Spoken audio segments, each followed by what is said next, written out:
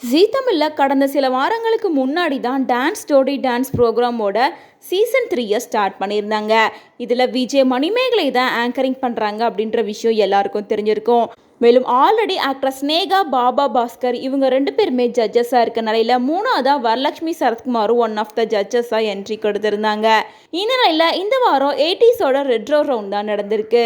எல்லா கண்டஸ்டன்ஸும் 80s ரொம்ப ஹிட்டான பாட்டாக பாடி அசத்திட்டாங்க அப்படின்னே சொல்லலாம். இந்த நிலையில் இந்த வாரம் பர்ஃபார்மன்ஸை முடிச்சதுக்கு அப்புறமா அவங்க லைஃப்பில் நடந்த சில விஷயங்களை மிரர் முன்னாடி சொல்லணும் அப்படின்ற மாதிரி ஒரு டாஸ்க்கை ஜட்ஜஸ் எல்லாரும் கொடுத்துருக்காங்க.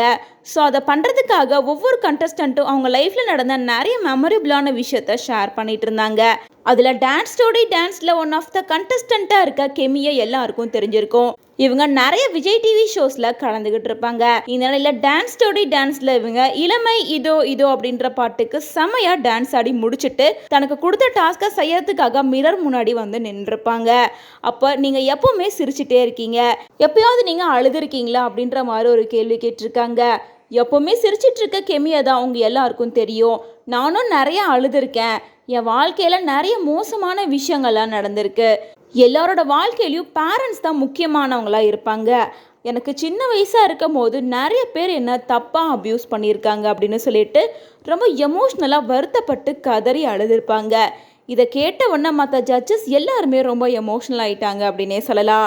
ஸ்பெஷலாக ஆக்ட்ரஸ் வரலட்சுமி சரத்குமார் என்ன சொல்லியிருக்காங்கன்னா, உனக்கு நடந்திருக்க அதே விஷயம் எனக்கும் நடந்திருக்கு.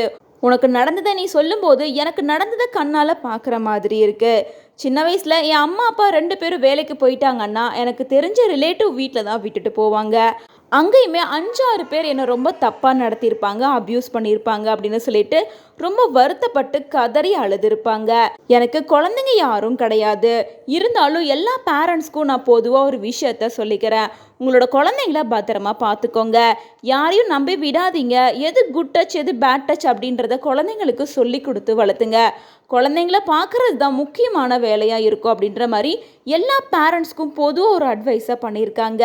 இதை கேட்ட பலருமே என்ன சொல்லிட்டு வராங்கன்னா, அவ்வளோ பெரிய ஸ்டார் அவரோட பொண்ணுக்கே இப்படி ஒரு அப்யூஸ் நடந்திருக்கு அப்படின்னா சாமானியமாக இருக்க மக்களோட குழந்தைங்களோட நிலைமை என்னதான் ஆகிறது? இதுக்கப்புறமாவது பேரண்ட்ஸ் எல்லாரும் அவங்க குழந்தைங்கள பத்திரமா பார்த்துக்கணும் அப்படின்ற மாதிரி கமெண்ட் பண்ணிட்டு வராங்க.